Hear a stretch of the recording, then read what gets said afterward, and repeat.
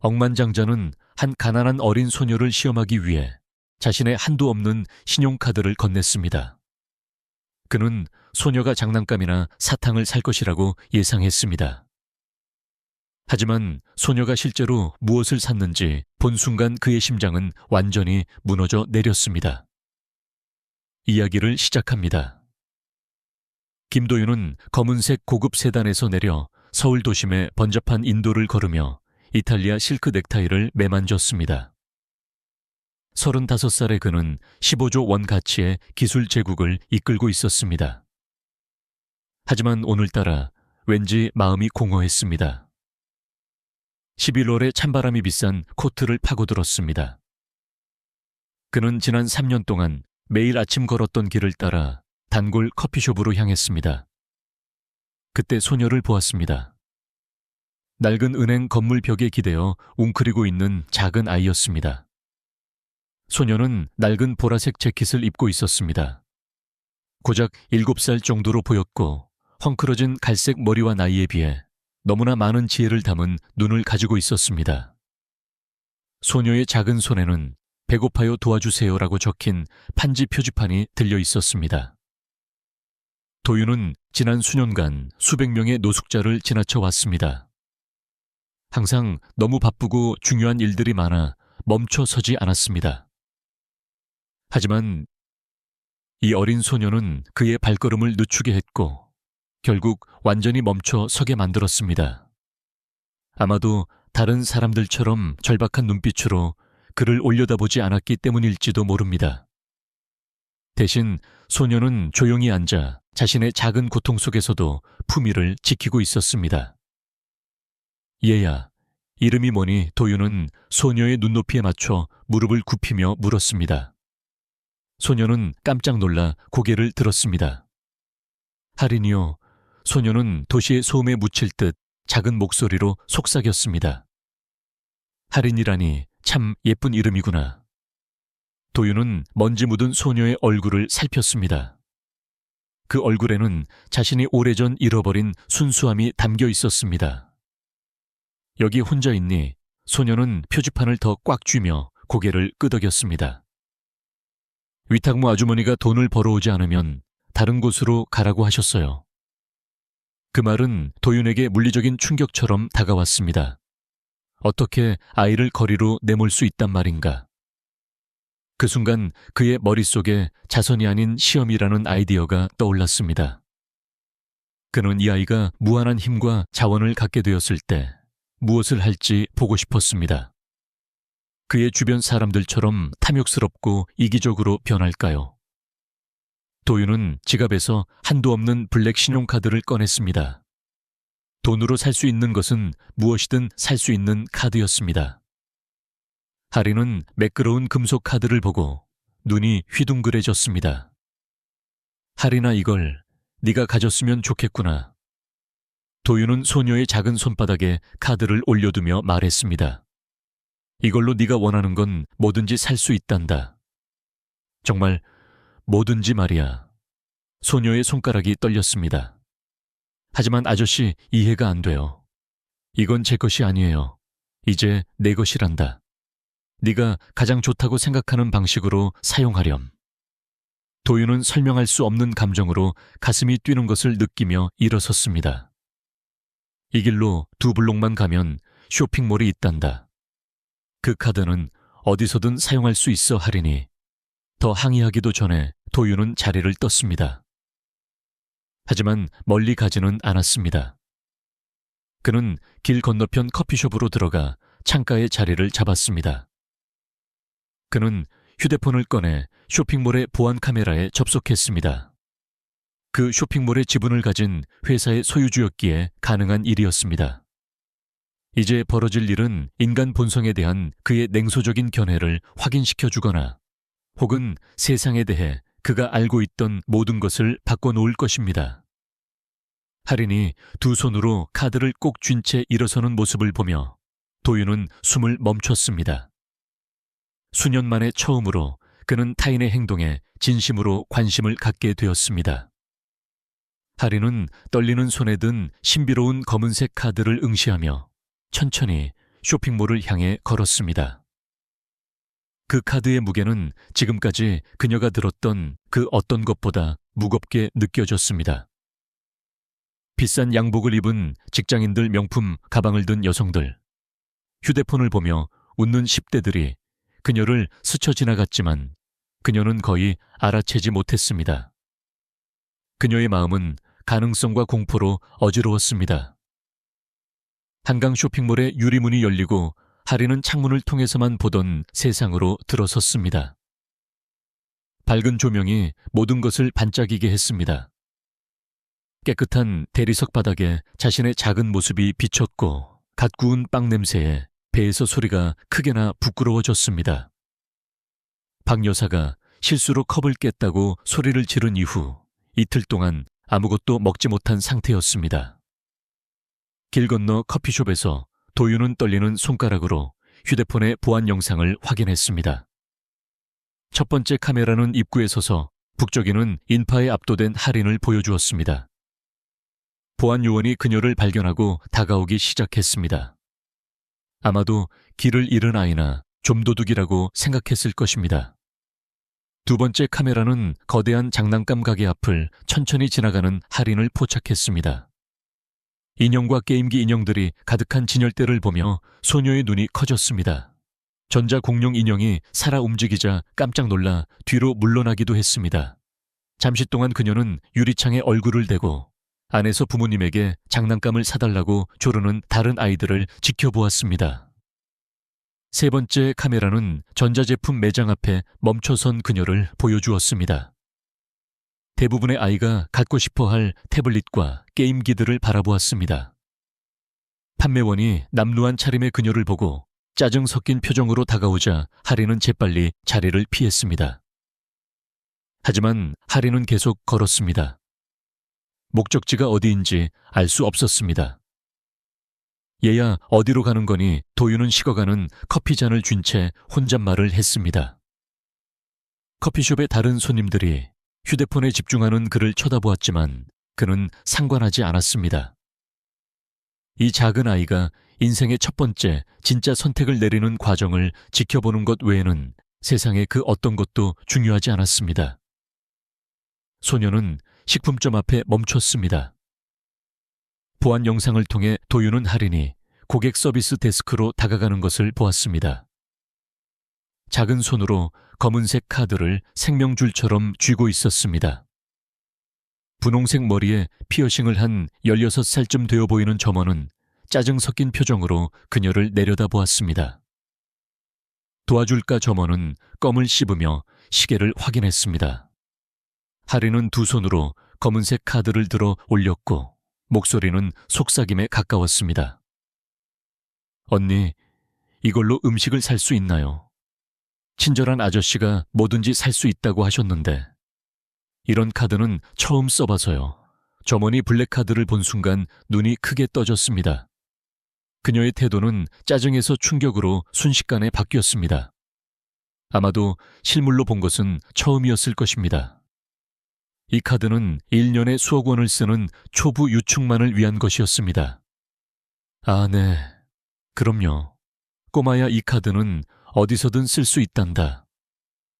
정말 어디서든지 점원은 호기심 어린 눈으로 물었습니다.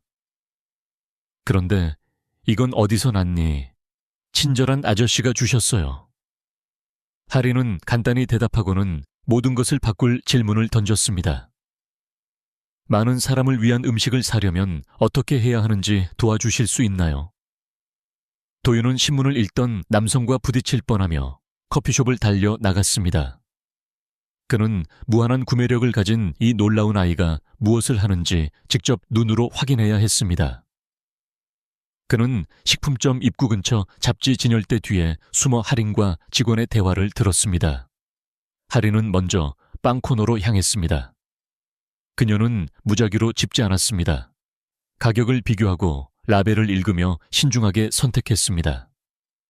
가장 저렴한 흰빵 4봉지를 고른 뒤 조리식품 코너로 옮겨갔습니다. 저기요 아저씨, 할인이 50대에 친절해 보이는 직원에게 정중하게 말했습니다. 샌드위치를 많이 만들 수 있게 햄과 고기를 주실 수 있나요? 직원은 소녀의 예의, 바른 태도에 미소를 지었습니다.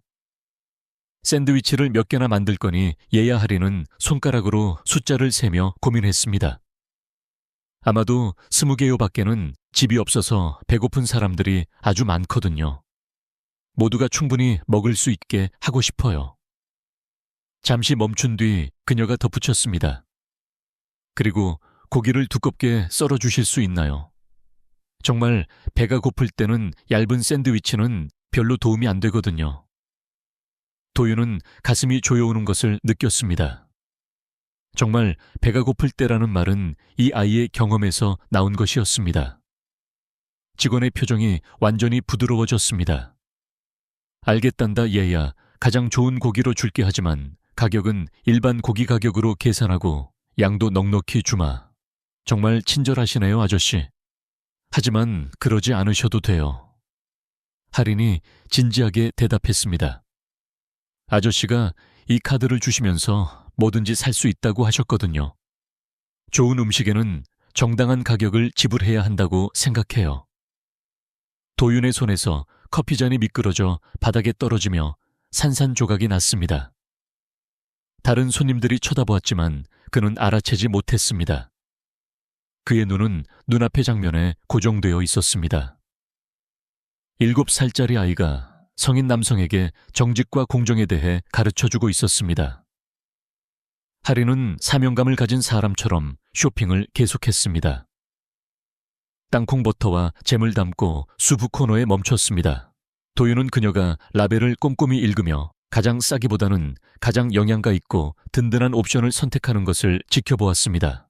그녀가 소고기 전골 통조림에 손을 뻗자 마트 직원이 다가왔습니다. 혼자 쇼핑하니? 얘야, 부모님은 어디 계시니? 저는 이제 부모님이 없어요. 할인이 덤덤하게 대답했습니다. 하지만 괜찮아요. 배고픈 친구들을 위해 쇼핑하는 거니까요. 직원은 당황한 듯 보였습니다. 아마 어른이 도와줄 때까지 기다리는 게 좋겠구나. 제가 도움을 받고 있어요. 할인은 검은색 카드를 들어 보였습니다. 친절한 아저씨가 저에게 중요한 일을 맡기셨거든요. 어떤 7살짜리가 신뢰와 책임감에 대해 이렇게 명확하게 말할 수 있단 말인가. 도윤은 할인이 물건을 고를 때마다 놀라움을 금치 못하며 그녀를 계속 따라갔습니다. 실용적이고 영양가 있는 음식들로 카트를 채운 뒤 그녀는 의류 코너로 향했습니다.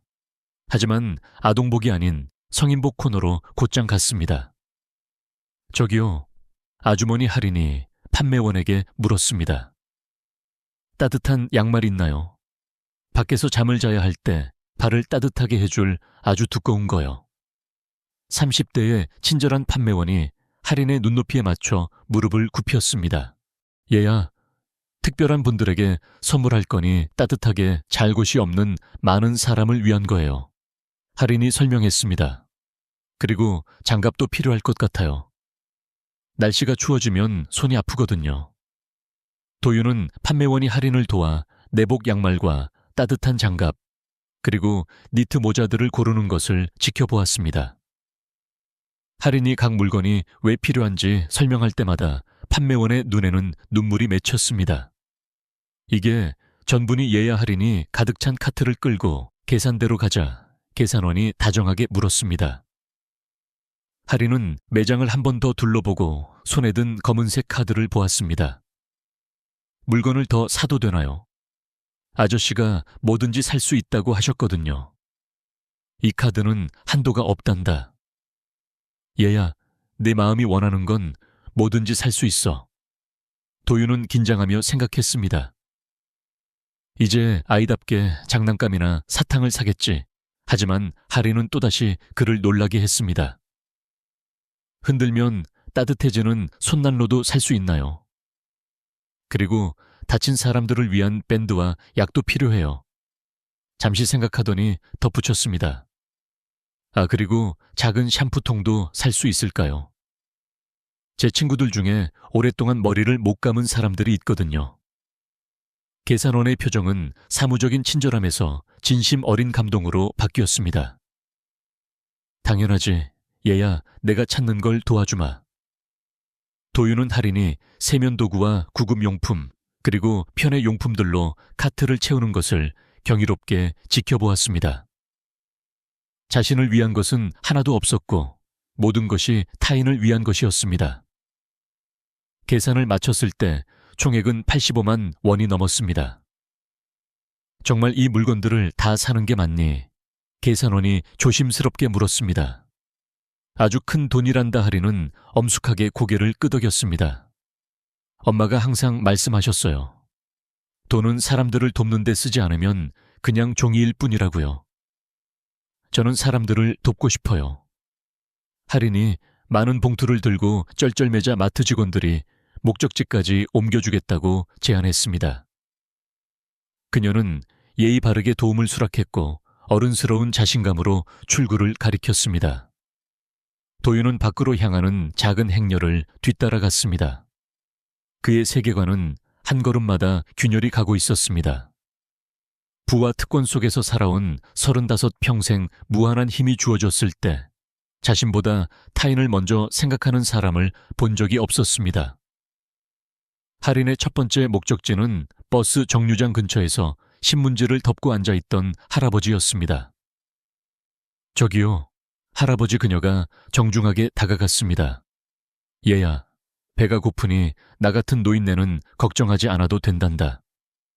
노숙자였던 김 어르신이 말했습니다. 풍패 찌든 그의 얼굴에는 당혹감과 걱정이 가득했습니다. 하지만 제가 할아버지를 걱정하고 싶은걸요. 할인은 진심 어린 목소리로 대답하며 직원들에게 봉투를 내려놓게 했습니다. 엄마가 항상 말씀하셨어요. 사람을 아끼는 마음이 우리를 인간으로 만든다고요. 숨어있던 도유는 휴대폰을 꺼내 녹화를 시작했습니다. 증거를 남기기 위해서가 아니라 이 광경이 너무나 비현실적이어서 증거 없이는 아무도 믿지 않을 것 같았기 때문입니다. 할인은 아주 익숙한 솜씨로 봉투를 풀기 시작했습니다. 그녀는 김 어르신에게 두툼한 샌드위치와 소고기, 전골 양말 장갑 손난로, 그리고 작은 샴푸를 건넸습니다. 다른 배고픈 사람들이 어디 있는지 아세요? 많은 사람을 위해 충분히 샀거든요. 김 어르신의 눈에 눈물이 고였습니다. 착한 아이로구나. 이름이 뭐니 할인이에요. 할아버지, 성함은 어떻게 되세요? 김씨란다 나를 김씨라고 불러주는 사람을 만난 지가 몇 년 만인지 모르겠구나. 그의 목소리가 떨렸습니다. 도서관 뒤편에 우리 같은 사람들이 모여서 잠을 잔단다. 서로 돌보려고 노력하지만 겨울이 오고 있어서 점점 힘들어지는구나. 저를 거기로 데려다 주실 수 있나요? 할인이 즉시 물었습니다. 모두와 나누고 싶어요. 길을 걷는 동안 김 어르신은 지나치는 노숙자들을 불렀습니다. 그의 목소리에는 도윤이 거리의 사람들에게서 한 번도 들어본 적 없는 활기가 넘쳤습니다. 이보게들 이리 와보게 어린 천사가 우리를 위해 음식을 가져왔네. 소문은 순식간에 퍼졌습니다. 도서관 뒤편에 도착했을 때 이미 작은 무리가 모여 있었습니다. 도윤은 차와 나무 뒤에 숨어 그들을 지켜보았습니다. 할인이 한 사람 한 사람을 도울 때마다 그의 가슴은 점점 더 답답해졌고 숨이 가빠졌습니다. 이것은 단순한 친절이 아니었습니다. 인간 본성과 어린 시절, 그리고 인생에서 정말 중요한 것이 무엇인지에 대한 그의 모든 전제를 뒤흔드는 깊은 울림이 있었습니다. 도서관 뒤에는 12명의 사람들이 드럼통에 피운 작은 불 주위에 웅크리고 있었습니다. 10대부터 노인까지 모두 사회에서 잊힌 자들의 지친 표정을 하고 있었습니다. 할인이 봉투를 들고 나타나자 몇몇이 놀라 일어섰습니다. 모두 편하게 앉아주세요. 할인은 나이에 걸맞지 않은 품위로 말했습니다. 우리 모두를 위해 음식과 따뜻한 물건들을 가져왔어요. 다음 2시간 동안 할인은 자비로운 지휘관처럼 움직였습니다. 전문가처럼 샌드위치를 만들고 수프를 나누었으며 각자의 필요에 맞춰 따뜻한 옷을 나누어 주었습니다. 그리고 무엇보다 놀라운 것은 상담사 같은 집중력과 공감 능력으로 각자의 이야기를 들어주었다는 점입니다. 그녀는 즉시 이름을 기억했고 건강과 사정을 물었으며 그들이 수년 동안 느껴보지 못했을 존중과 가치를 느끼게 해주었습니다. 도윤은 계속해서 녹화하며 손을 떨었습니다. 7살짜리 아이가 수조 원을 가진 자신이 한 번도 생각지 못한 일을 하고 있었습니다. 노숙자들을 존엄과 존중을 받아야 할 인간으로 대하고 있었습니다. 하지만 도윤을 완전히 무너뜨린 순간은 할인이 구석에서 떨고 있는 임신한 10대 소녀 지수를 발견했을 때였습니다. 언니, 괜찮아요. 할인은 상처 입은 새를 대하듯 조심스럽게 지수에게 다가갔습니다. 지수는 16살도 안 되어 보였고 퀭한 눈에 아주 낡은 옷을 입고 있었습니다. 난 괜찮단다. 꼬마야. 지수의 목소리는 추위 때문만이 아니라 떨리고 있었습니다. 내 걱정은 안 해도 돼. 할인은 그녀를 유심히 살피더니 남은 봉투를 뒤졌습니다. 그녀는 원래 노인분들을 위해 샀던 가장 크고 따뜻한 코트를 꺼내 지수의 어깨에 덮어주었습니다. 아기들은 따뜻해야 해요. 할인은 지수의 배를 덮도록 코트를 매만졌습니다. 그리고 엄마들도 따뜻해야 아기를 잘 돌볼 수 있어요. 지수는 조용히 울기 시작했습니다. 나는 아기를 어떻게 돌봐야 할지 모르겠어. 갈 곳도 없고 너무 무서워. 할인은 지수 옆에 앉아 그녀의 손을 꼭 잡았습니다. 아기 이름이 뭐예요? 아직 몰라. 아들인지 딸인지도 모르는 걸 괜찮아요. 우리 엄마도 저를 가졌을 때 모르셨대요. 하지만 엄마는 제가 태어나기 전부터 매일 저에게 말을 걸어주셨대요.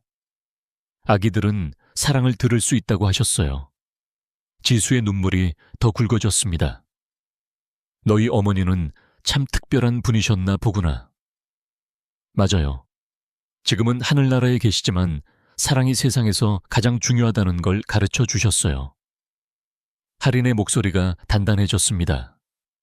우리가 다른 사람, 특히 무섭거나 아픈 사람을 돌볼 때 우리는 세상에서 신의 손과 발이 되는 거라고 하셨어요. 도윤은 목이 메어 나무에 기대어 몸을 지탱했습니다. 7살이라고는 믿기지 않는 지혜였습니다. 언니 엄마가 저에게 해주신 말 하나 더 해드릴까요? 지수는 눈물을 닦으며 고개를 끄덕였습니다. 때로는 감당하기 힘든 일이 생기기도 하지만 그건 우리가 충분히 강하기 때문이고 항상 도와주는 사람을 보내주신다고 하셨어요. 할인은 지수의 손을 꽉 쥐었습니다. 아마 그래서 제가 오늘 여기 온 걸 거예요. 노숙자 친구들 중에서도 목소리가 나오기 시작했습니다. 김 어르신은 지수를 위해 복지기관을 알아보겠다고 했고 다른 여성은 아기 돌보는 법을 가르쳐 주겠다고 약속했습니다. 도윤은 경이로운 마음으로 지켜보았습니다. 이 작은 아이는 사람들에게 음식을 준 것뿐만 아니라 가장 도움이 필요한 사람을 중심으로 사랑의 공동체를 만들어냈습니다. 밤이 깊어지자 할인은 한 사람씩 안아주며 작별 인사를 했습니다. 저와 함께 저녁을 먹어주셔서 감사해요. 다시 가족이 생긴 기분이었어요. 할인아 김 어르신이 떠나는 그녀를 불렀습니다. 너는 언제나 여기서 우리의 가족이란다. 너는 우리에게 음식보다 더 소중한 것을 주었어. 바로 희망이란다. 도윤은 할인이 지수와 아기를 꼭 다시 보러 오겠다고 약속하며 떠나는 모습을 보았습니다. 몇 시간 전과는 완전히 다른 시선으로 그녀를 보게 되었습니다. 그녀는 그저 남의 돈으로 친절을 베푼 아이가 아니었습니다. 그녀는 스승이자 치유자였으며 도윤의 삶을 둘러싸고 있던 어둠을 밝히는 빛이었습니다. 그는 할인이 처음 발견된 그 모퉁이로 돌아가는 것을 따라갔습니다. 하지만 할인은 표지판을 들고 구걸하는 대신 그것을 근처 쓰레기통에 버렸습니다. 그리고 차가운 콘크리트 바닥에 앉아 얇은 재킷을 여미고 검은색 신용카드를 꺼냈습니다. 한참 동안 카드를 응시하더니 별이 뜨기 시작한 하늘을 올려다보았습니다. 하느님 감사합니다. 할인의 입김이 차가운 공기 속에서 하얗게 번졌습니다. 오늘 사람들을 돕게 해주셔서요. 다시 엄마와 함께 있는 기분이었어요. 도윤은 숨어있던 곳에서 걸어 나왔습니다. 결심이 섰습니다. 더는 낯선 사람인 척 연기할 수 없었습니다. 하리는 그를 보자 진심 어린 기쁨으로 얼굴을 붉혔습니다. 아저씨, 다시 뵙고 싶었어요. 하리는 두 손으로 신용카드를 내밀었습니다. 빌려주셔서 감사합니다. 제 친구들을 위해 음식과 따뜻한 것들을 샀어요. 도윤은 하린 옆에 무릎을 굽히고 앉았습니다. 어린 시절 이후 느껴본 적 없는 감정으로 목소리가 떨렸습니다. 하리나, 그 카드는 네가 계속 가져도 된단다. 네가 필요한 게 있다면 언제든지 쓰렴. 하린의 눈이 경이로움으로 커졌습니다. 정말요? 그럼 사람들에게 음식을 더 사줄 수 있겠네요. 지수 언니가 아기를 위한 집을 구하는 것도 도울 수 있겠고요. 네가 원하는 건 뭐든지 사도 된단다. 정말 뭐든지 말이야. 하리는 잠시 침묵하며 이 믿기지 않는 선물을 생각했습니다. 그러고는 도윤의 눈을 똑바로 쳐다보았습니다. 아저씨, 중요한 거 하나 여쭤봐도 될까요? 뭐든지 물어보렴. 왜 정말로 저에게 이 카드를 주셨나요? 제가 어떤 사람인지 시험해 보려고 하신 건가요? 도윤은 입이 벌어졌습니다. 어떻게 이 아이가 자신의 의도를 꿰뚫어 볼 수 있단 말인가? 하리는 부드럽지만 다 알고 있다는 듯 말을 이어갔습니다. 엄마가 항상 말씀하셨어요. 가끔은 우리가 배워야 할 것을 가르쳐주기 위해 사람을 보내주신다고요. 아마 아저씨도 오늘 배워야 할 게 있으셨던 것 같아요. 그 순간 억만장자이자 제국의 주인인 김도윤은 자신이 학생이라는 것을 깨달았습니다. 그리고 이 7살 아이가 평생 찾아 헤맸던 스승이라는 것을요. 하지만 하린의 다음 말은 모든 것을 바꿔놓았습니다. 아저씨, 드릴 말씀이 더 있어요. 하지만 그 전에 도와주실 일이 있어요. 지수 언니가 아기가 괜찮은지 확인하러 병원에 가야 하는데 돈도 없고 무서워해요. 우리가 도와줄 수 있을까요? 도윤의 세계가 흔들렸습니다. 이 아이는 기적을 보여준 뒤에도 여전히 타인을 생각하고 있었습니다. 자신의 안위보다 타인의 필요를 먼저 생각했습니다. 당연히 도울 수 있지. 하리나 필요한 건 뭐든지 도와줄게. 하리는 미소 지었지만 다시 진지해졌습니다. 좋아요. 이제 중요한 이야기를 할게요. 하리는 도윤의 영혼까지 꿰뚫어 보는 듯한 눈으로 그를 보았습니다. 저는 아저씨가 누군지 알아요. 김도윤 씨. 도윤은 피가 차갑게 식는 기분이었습니다. 나를 안다고 하리는 엄숙하게 고개를 끄덕이며 카드를 쥐었습니다. 김도윤 씨잖아요. 도윤 테크놀로지 사장님. 우리 엄마가 병원에 계실 때 신문에 사진이 나왔어요. 세상이 멈춘 것 같았습니다. 도윤은 차가운 인도에 앉아 어지러움을 느꼈습니다. 하리나, 내 사진이 왜 병원에 있었니? 아저씨가 어린이 암센터를 짓는데 기부하셨으니까요. 하린의 목소리에 추억이 묻어났습니다. 간호사 언니들이 엄마에게 기사를 보여주셨어요. 아주 부유한 분이 아픈 아이들을 돕고 싶어 하신다고요.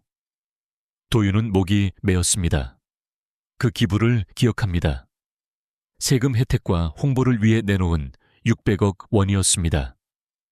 준공식에 한번 참석해 사진을 찍고는 잊어버렸던 일이었습니다. 엄마가 그 기사를 보시고 정말 기뻐하셨어요. 하리는 먼 곳을 응시했습니다. 엄마는 아주 많이 아프셨지만 병동의 새 기계들이 도움이 될 거라고 의사 선생님이 말씀하셨거든요. 엄마는 아저씨 사진을 머리맡에 두시고 매일 밤 아저씨를 위해 기도하셨어요.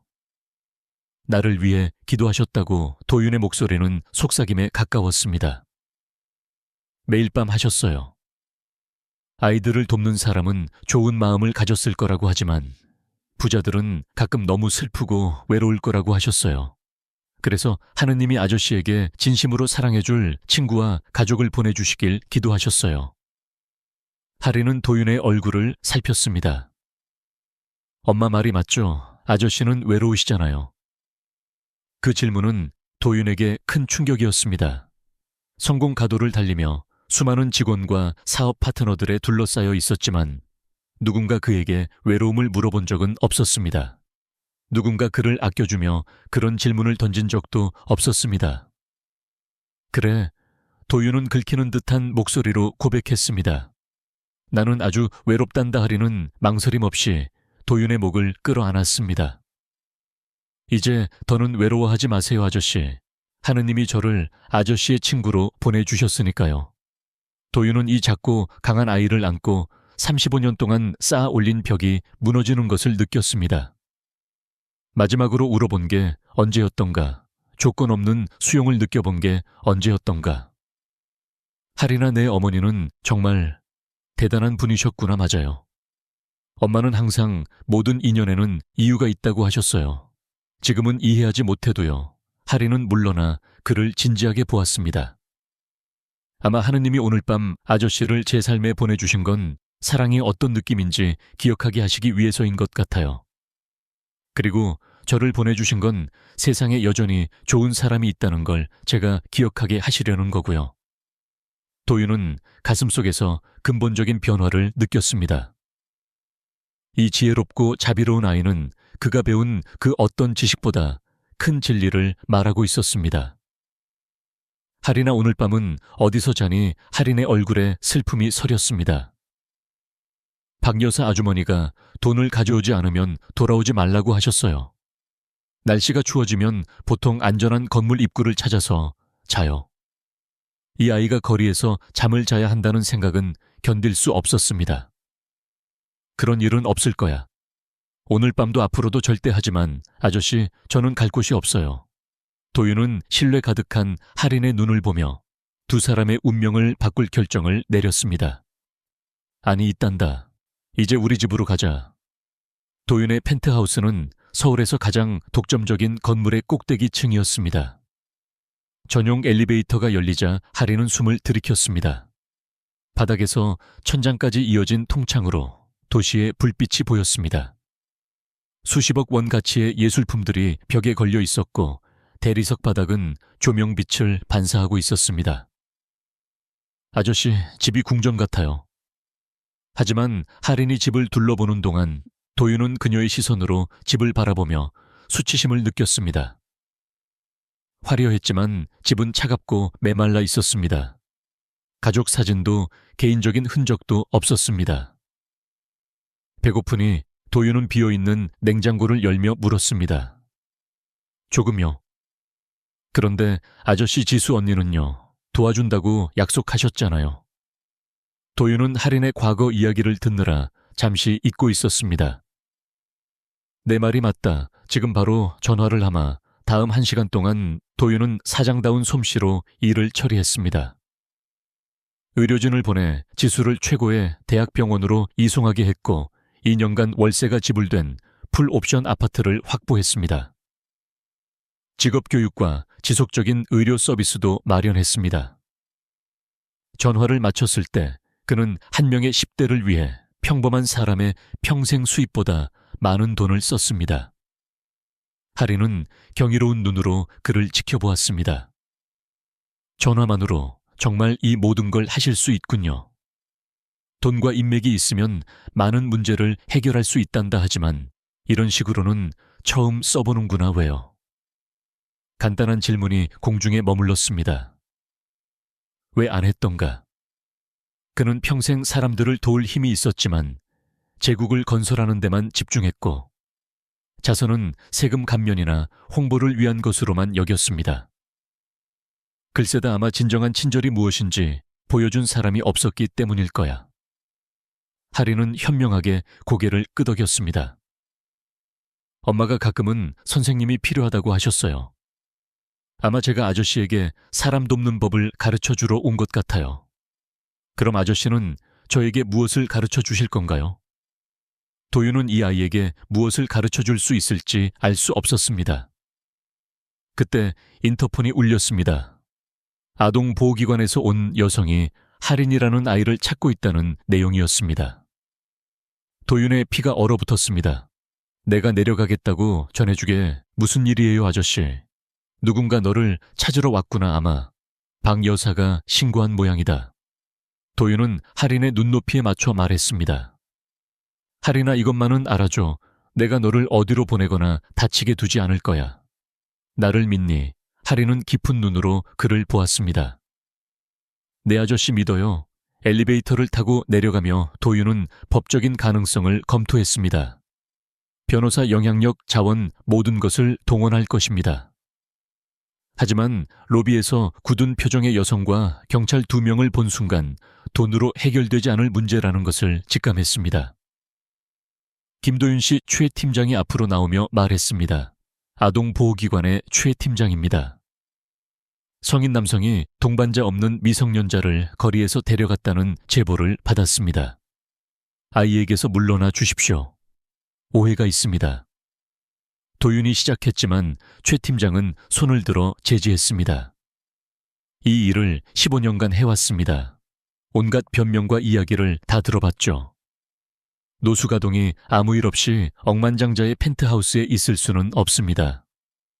그녀의 목소리는 날카롭고 단호했습니다. 할인이 도윤에게 다가가 그의 손을 잡았습니다. 선생님, 아저씨는 나쁜 짓을 하지 않았어요.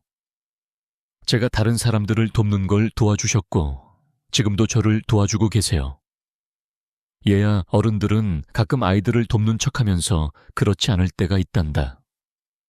그래서 너 같은 아이들을 보호하기 위해 규칙이 있는 거야. 최 팀장은 할인에게는 다정했지만 도윤에게는 깊은 의심을 품고 있었습니다. 경찰 중 한 명이 나섰습니다. 김도윤 씨 조사를 위해 서까지 동행해 주셔야겠습니다. 미성년자와 관련된 표준 절차입니다. 도윤은 가슴속에서 공포가 일어나는 것을 느꼈습니다. 여러분, 이성적으로 해결합시다. 저는 그저 할인이가 밤에 안전하게 쉴 곳을 찾아주려던 것뿐입니다. 내 개인 집으로 데려가서요. 최 팀장의 눈썹이 올라갔습니다. 김도윤 씨 의도가 좋았더라도 당신이 한 행동은 유괴에 해당합니다. 보호자의 허락이나 적절한 절차 없이 미성년자를 데려갔으니까요. 박 여사 아주머니는 보호자가 아니에요. 할인의 목소리가 커졌습니다.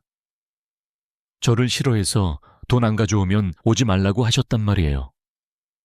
최 팀장은 할인의 눈높이에 맞춰 말했습니다. 위탁 가정 생활이 힘들 수도 있단다 하지만 이런 상황을 처리하는 적절한 방법이 있어. 어른들이 아무리 돕고 싶어도 마음대로 아이를 데려갈 수는 없단다. 데려간 게 아니에요. 할인이 고집스럽게 말했습니다. 제가 아저씨랑 있겠다고 한 거예요. 아저씨도 외롭고 저도 외로우니까 외로운 사람들은 서로 돌봐야 하잖아요. 도윤은 이 상황을 어떻게 설명해야 할지 막막했습니다. 할인이가 얼마나 특별한 아이인지 어떻게 이해시킬 수 있을까요? 최 팀장님, 결정하기 전에 아셔야 할 게 있습니다. 할인이는 오늘 제 신용카드로 노숙자들을 위해 음식과 물건들을 샀습니다. 자신을 위해서는 단 하나도 사지 않았어요. 어떤 7살짜리가 그런 일을 하죠. 최 팀장의 표정은 변하지 않았습니다. 김도윤 씨, 당신이 어떤 친절을 보았을지는 모르겠지만 그것이 법을 어긴 사실을 바꾸지는 않습니다. 아이는 적절한 감독이 있는 제대로 된 가정에 있어야 합니다. 할인은 그저 길에서 만난 사람이 아니에요. 할인의 목소리에 좌절감이 묻어났습니다. 아저씨의 돈으로 제가 죽은 엄마가 있던 병동을 지었어요. 엄마는 매일 밤 아저씨를 위해 기도하셨고요. 하느님이 아저씨에게 사랑하는 법을 기억나게 하라고 저를 보내신 거예요. 처음으로 최 팀장의 표정이 흔들렸습니다. 할인아 엄마 이야기가 무슨 말이니 할인의 눈에 눈물이 고였지만 목소리는 떨리지 않았습니다. 엄마는 아저씨가 기부해서 만든 어린이 암병동에서 돌아가셨어요. 엄마는 아픈 아이들을 돕는 사람은 좋은 마음을 가졌을 거라고 하지만 부자들은 가끔 너무 슬프고 외로울 거라고 하셨어요. 제가 부자고 외로운 사람을 만나면 친구가 되어주라고 약속했단 말이에요. 로비에 정적이 흘렀습니다. 최 팀장의 전문적인 갑옷에 균열이 생기는 것이 보였습니다. 그게 사실이라 해도 얘야 절차라는 게 있단다. 김도윤 씨가 마음대로 너를 돌볼 수는 없어. 왜 안 되나요? 할인이 가슴 아픈 단순함으로 물었습니다. 아저씨는 큰 집도 있고 돈도 많고 저를 원하는데요. 박 여사 아주머니는 저를 원하지 않아요. 왜 서로 돌보고 싶은 사람들이 그냥 돌보게 두지 않나요? 도윤이 입을 열었습니다. 최 팀장님, 법적으로 제대로 하려면 어떻게 해야 합니까? 제가 할인이의 보호자가 되려면 무엇이 필요한가요? 배경조사 가정 방문, 법원 청문회, 재정평가 등 수개월에서 수년이 걸립니다. 그리고 김도윤 씨, 당신은 아이를 키워본 경험이 없는 독신 남성입니다. 법원은 안정적인 가정 환경을 선호합니다. 그럼 오늘 밤 할인이는 어떻게 됩니까? 도윤의 목소리가 떨었습니다. 원하지도 않는 위탁가정으로 돌아가야 합니까? 거리로 나가야 합니까? 일단 긴급 위탁시설로 보내질 것입니다. 최 팀장의 휴대폰이 울렸습니다. 그녀는 잠시 자리를 비워 낮은 목소리로 통화했습니다. 돌아온 그녀의 표정은 어두웠습니다. 김도윤 씨, 상황이 바뀌었습니다. 방금 당신의 활동에 대한 제보를 받았습니다. 당신이 노숙아동에게 카드를 주고 도시를 따라다니는 것을 보았다는군요. 제보자는 당신이 아이를 길들이려 했다고 주장합니다. 도윤의 심장이 가라앉았습니다. 누가 그런 주장을 합니까? 제보자는 할인이의 위탁모인 박 여사입니다. 할인의 얼굴이 하얗게 질렸습니다. 아주머니가요? 하지만 저보고 절대 돌아오지 말라고 하셨는데. 최 팀장은 도윤과 할인을 유심히 살피며 말했습니다. 박 여사는 할인이가 돈과 관심을 얻기 위해 거짓말과 조작을 하는 경향이 있다고 합니다. 아이가 정서적으로 불안하고 위험할 수도 있다고 하는군요. 그건 사실이 아니에요. 할인의 목소리가 떨렸습니다. 아주머니는 저를 구석에 가두고 제가 소리를 내면 문을 잠갔어요. 우리 밥값도 아주머니가 다 썼단 말이에요. 할이나 아이들은 화가 나면 가끔 과장해서 말하곤 한단다. 도윤의 가슴속에 분노가 치밀었습니다. 최 팀장님, 당신은 할인이와 15분을 보냈지만 저는 몇 시간을 함께 했습니다. 이 아이는 제가 본 가장 이타적이고 정직한 사람입니다. 무한한 구매력을 노숙자들을 돕는 데 쓴 아이가 어떻게 불안한 아이입니까? 김도윤 씨, 당신은 지금 감정적으로 몰입되어 있습니다. 그래서 절차가 필요한 겁니다. 경찰관이 나섰습니다. 김도윤 씨, 동행해 주셔야겠습니다. 심각한 혐의가 제기되었습니다. 하지만 아무도 움직이기 전에. 할인이 놀라운 행동을 했습니다. 그녀는 낡은 휴대폰을 꺼내 영상을 찾기 시작했습니다. 잠시만요. 박 여사 아주머니가 거짓말하는 거 증명할 수 있어요. 그녀는 오늘 아침 길 모퉁이에서 찍은 영상을 보여주었습니다. 타임스탬프는 오전 11시 47분이었습니다. 저는 가끔 영상을 찍어요. 엄마 목소리가 생각날 때 엄마가 가르쳐 주신 걸 잊지 않으려고요. 그런데 오늘 아침에는 아주머니가 괴롭히는 걸 찍었어요. 그녀는 다른 영상을 틀었습니다. 아주머니의 날카롭고 잔인한 목소리가 흘러나왔습니다. 너 먹여 살리는 것도 지긋지긋해. 돈 벌어오지 못할 거면 나가버려. 다신 오지 마. 그리고 내가 쫓아냈다고 말하기만 해봐. 훨씬 더 끔찍한 곳으로 보내버릴 테니까. 로비는 정적에 휩싸였습니다. 할인의 작은 얼굴이 영상 구석에서 울고 있는 모습이 보였습니다. 제발 아주머니, 착하게 살게요. 시끄럽게 안 할게요. 조용히 할게요. 너는 짐덩어리야, 할인아. 내 엄마도 너 같은 애를 낳지 말았어야 했어.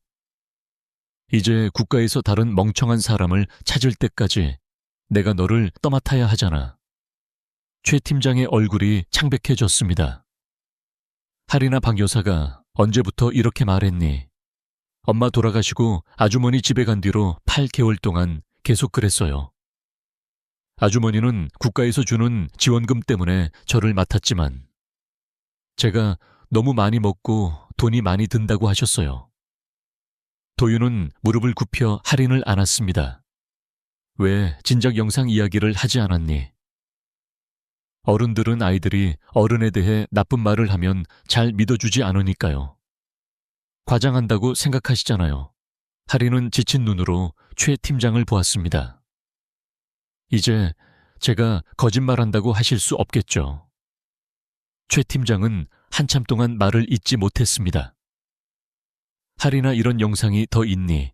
할인은 슬프게 고개를 끄덕였습니다. 아주 많아요. 다른 아이들에게도 못되게 굴어요. 우리 밥값을 가져가서 자기 물건을 사고 우리가 불평하지 못하게 나쁜 아이라고 소문을 내요. 경찰관이 최 팀장에게 말했습니다. 팀장님 학대와 반김의 증거가 있다면 김도윤 씨가 아니라 위탁모를 조사해야 하는 것 아닙니까? 도윤은 강한 보호 본능을 느꼈습니다. 할인아, 약속할게. 다시는 그 아주머니에게 돌아가지 않게 하마. 무슨 일이 있어도 너를 지켜줄게. 정말요? 할인이 눈물을 흘리며 물었습니다. 내 모든 걸 걸고 약속하마. 최 팀장은 도윤을 새로운 시선으로 바라보았습니다. 김도윤 씨, 상황이 이렇게 되었으니 다시 이야기를 나누어야 할 것 같습니다. 우선 할인이의 안전을 확보해야 합니다. 그게 무슨 뜻이죠? 할인이 물었습니다. 오늘 밤도 앞으로도 그 아주머니에게 돌아가지 않는다는 뜻이란다. 할인의 얼굴에 오늘 처음으로 진정한 미소가 번졌습니다. 그럼 아저씨랑 같이 있어도 되나요? 최 팀장은 주저하다가 대답했습니다. 복잡하지만 적어도 오늘 밤은 여기서 지내며 문제를 해결해 봅시다. 경찰들이 떠나려 할 때 한 명이 도윤에게 말했습니다.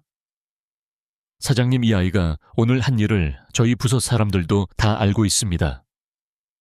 노숙자들에게 음식을 준 이야기요. 반은 이 아이를 만나고 싶어 하고 반은 직접 입양하고 싶어 할 정도입니다. 사람들이 떠나고 도윤과 할인은 로비에 단둘이 남았습니다. 아저씨, 할인이 조용히 불렀습니다. 정말 저를 데리고 계실 건가요? 도윤은 무릎을 굽혀 소녀의 두 손을 잡았습니다. 할인아, 내 어머니가 기도하셨던 그런 사람이 되도록 노력해보마. 만약 내가 성공한다면 그래, 너를 영원히 내 곁에 두고 싶구나. 그 특별한 밤 이후 3주가 지났고 도윤의 세계는 상상도 못할 방식으로 변했습니다. 차갑던 펜트하우스에는 아이의 흔적이 가득했습니다. 거실 탁자는 색칠 공부책이, 입구에는 분홍색 책가방이, 주방 찬장에는 어린이용 시리얼이 놓였습니다. 물리적인 변화보다 더 큰 것은 할인이 오랫동안 비어있던 공간에 생명을 불어넣었다는 점입니다. 도윤은 변호사 사무실에 앉아 긴급 보호권에 필요한 서류들을 검토했습니다. 앞에는 유능한 가정법 전문 강 변호사가 서류를 정리하고 있었습니다. 김도윤 씨, 솔직히 말씀드리자면 이 사건은 매우 이례적입니다. 독신 남성이 길에서 만난 아이를 데려오는 것부터 시작하는 경우는 거의 없죠. 할인이 같은 아이를 만나는 일도 거의 없으니까요. 도윤이 확고한 어조로 대답했습니다. 사회복지사들도 당신이 조성한 가정 환경에 감명을 받았고, 할인이의 심리검사 결과도 당신의 보살핌 속에서 아주 잘 지내고 있다고 나옵니다. 서 박사님은 할인이가 트라우마에서 이렇게 빨리 회복하는 아이는 처음 본다고 하시더군요. 강 변호사가 도윤의 얼굴을 살폈습니다. 하지만 법원은 당신의 장기적인 의도를 알고 싶어 할 겁니다. 단순히 임시보호처를 제공하는 것이 아니니까요. 도윤은 지난 몇 주 동안 스스로에게 같은 질문을 던졌습니다. 처음 할인이를 데려왔을 때는 충동적인 보호 본능이었습니다. 하지만 안전과 무조건적인 사랑 속에서 할인이가 피어나는 모습을 보며 자신의 내면에서 한 번도 알지 못했던 무언가가 깨어나는 것을 느꼈습니다. 강 변호사님, 저는 35년 동안 회사를 세우고 부를 쌓으며 중요하다고 생각한 목표들을 달성했습니다. 하지만 내면은 천천히 죽어가고 있었죠. 할인이는 그날 밤 자신을 구한 게 아니라 저를 구한 겁니다. 법원은 감정적인 증언 이상의 것을 원할 겁니다. 당신이 트라우마를 겪은 아이를 장기적으로 안정되게 돌볼 수 있다는 구체적인 증거를 원할 거예요. 그때 문이 열리고 할인이 신나서 뛰어 들어왔습니다. 지난 3주 동안 할인은 살이 올랐고 눈의 불안함은 사라졌으며 7살다운 활기를 되찾았습니다. 아저씨, 오늘 학교에서 무슨 일이 있었는지 아세요? 할인은 옆자리에 앉아 새 선생님과 친구들 이야기를 늘어놓았습니다. 강 변호사는 이 상호작용을 유심히 지켜보았습니다. 할인아, 하나 물어봐도 될까? 이 만남들이 무엇을 위한 건지 이해하니 할인은 엄숙하게 고개를 끄덕였습니다. 아저씨가 저의 진짜 아빠가 될 수 있는지 결정하는 거잖아요. 최 팀장님이 설명해 주셨어요. 기분이 어떠니? 행복해요.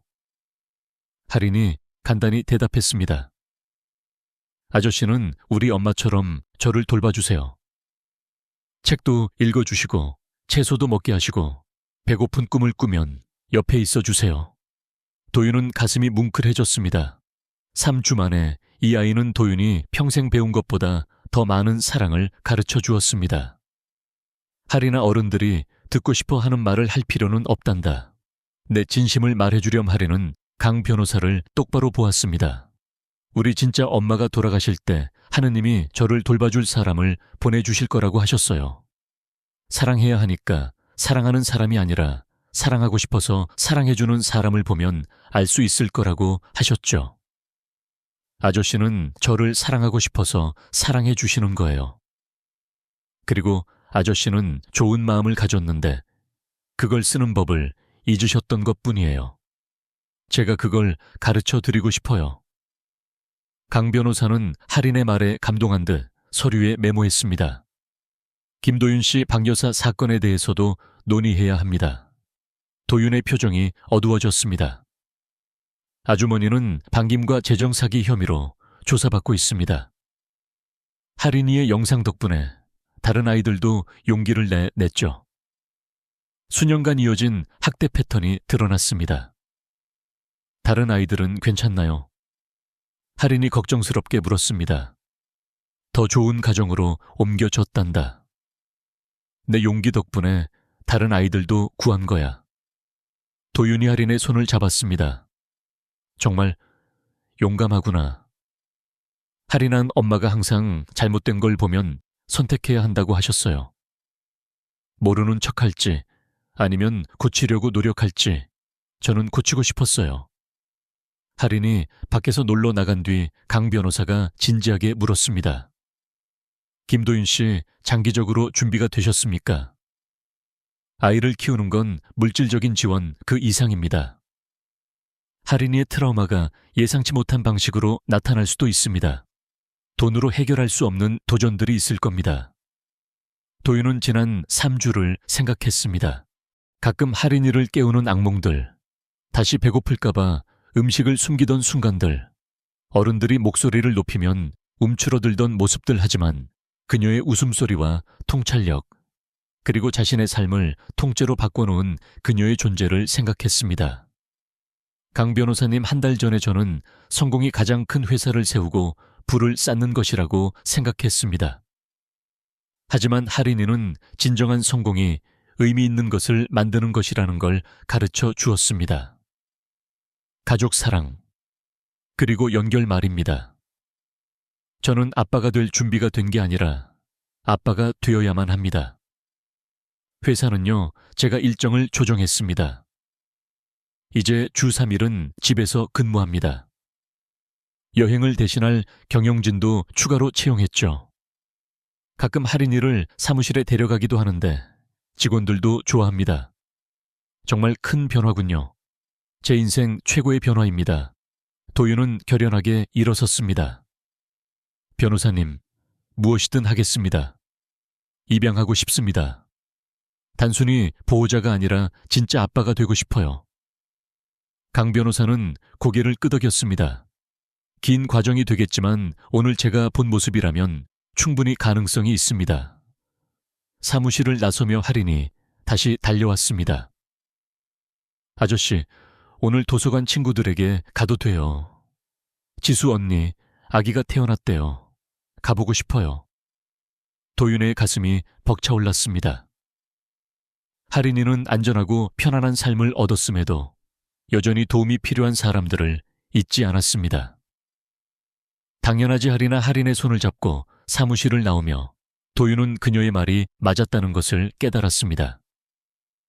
하느님이 두 사람을 만나게 하신 건 할인이를 시험하기 위해서가 아니라 두 사람 모두를 구하기 위해서였다는 것을요. 하지만 가장 큰 시험이 기다리고 있었습니다. 내일 그들은 두 사람의 미래를 결정할 가정법원 판사를 만나게 됩니다. 법정은 도윤 같은 자상객에도 위압적이었습니다. 짙은 나무 벽과 높은 천장, 그리고 박 판사의 법대는 두 사람을 잡고 취약하게 만들었습니다. 하리는 가장 예쁜 파란색 원피스를 입고 옆에 앉았습니다. 깔끔하게 따은 머리와 자신이 그린 그림들이 든 폴더를 꼭 쥐고 있었습니다. 판사님께 자신들의 삶을 보여주고 싶어 했습니다. 모두 일어나 주십시오. 박 판사가 입장했습니다. 그녀는 60대에 엄격해 보이는 여성이었습니다. 수십 년간 이 일을 해오며 아이들의 복지를 최우선으로 생각하기로 유명했습니다. 앉아주세요. 박 판사는 두꺼운 서류를 검토했습니다. 오늘은 김도윤 씨의 할인이 입양 청구를 심리하겠습니다. 강 변호사님, 시작하세요. 강 변호사는 논리적으로 변론을 펼쳤습니다. 도윤의 경제적 능력, 심리검사 결과, 학교 선생님들의 증언 등을 제시했습니다. 하지만 도윤은 서류보다 박 판사가 자신들을 어떻게 보느냐가 더 중요하다는 것을 알고 있었습니다. 김도윤 씨 이 청구는 매우 이례적입니다. 경험 없는 독신 남성이 길에서 만난 아이를 입양하려 하는군요. 네 판사님, 사회복지사의 보고에 따르면 할인이를 위해 생활 방식을 크게 바꾸셨더군요. 왜 그런 희생을 감수하려 하시나요? 도윤은 할인의 작은 손을 잡았습니다.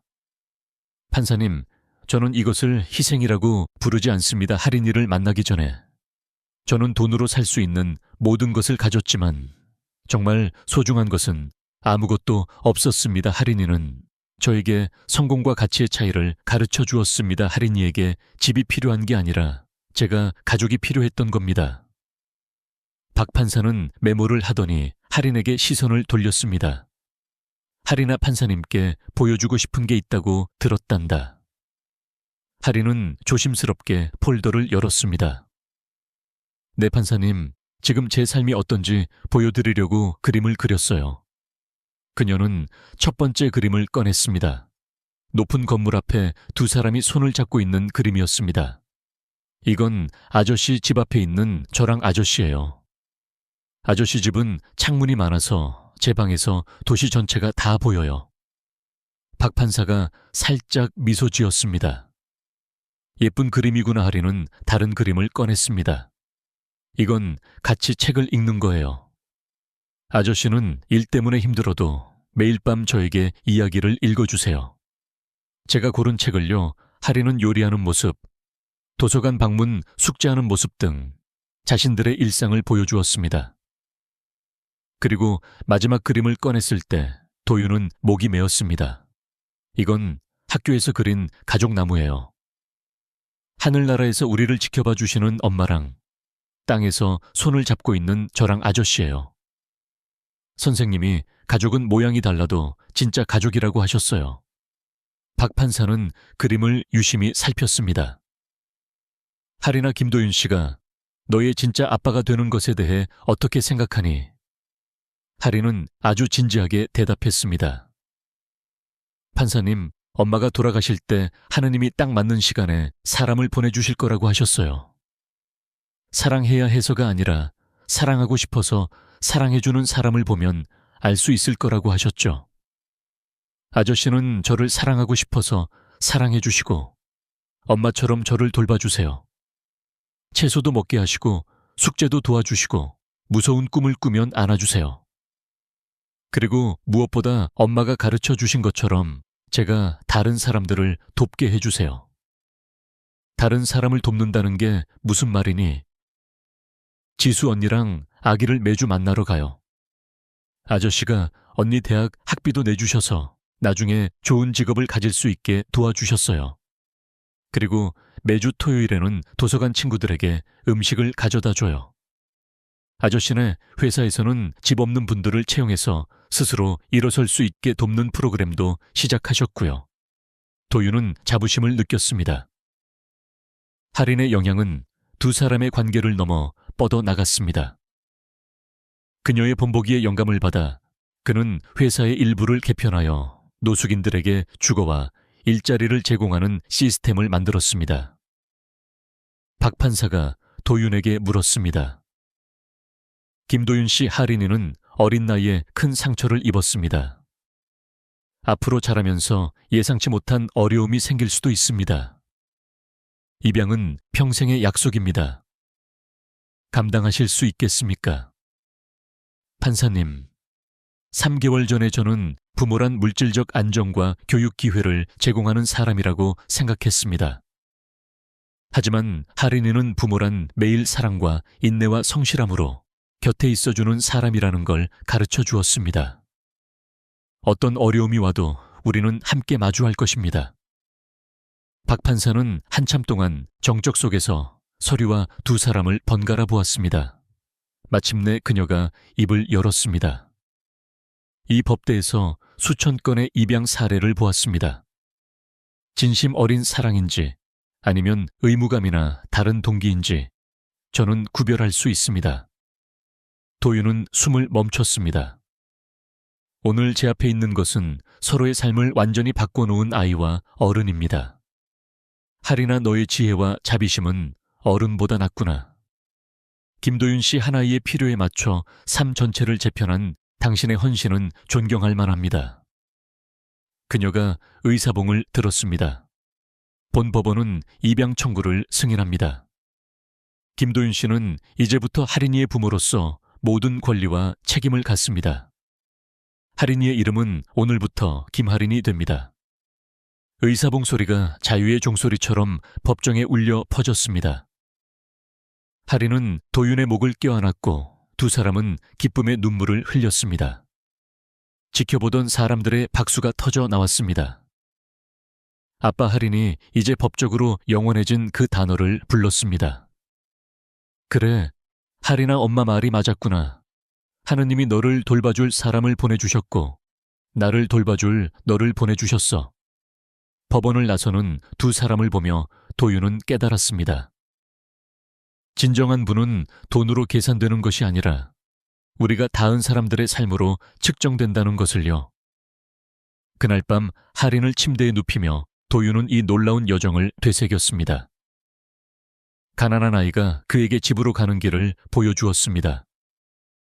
내일 그들은 가족으로서 눈을 뜨고 어떤 보물보다 소중한 사랑의 유산을 쌓아갈 것입니다. 어떤 이야기는 사람들이 원하는 것을 얻으며 끝납니다. 하지만 가장 좋은 이야기는 사람들이 되어야 할 모습으로 변하며 끝납니다. 이것은 그런 가장 좋은 이야기 중 하나입니다.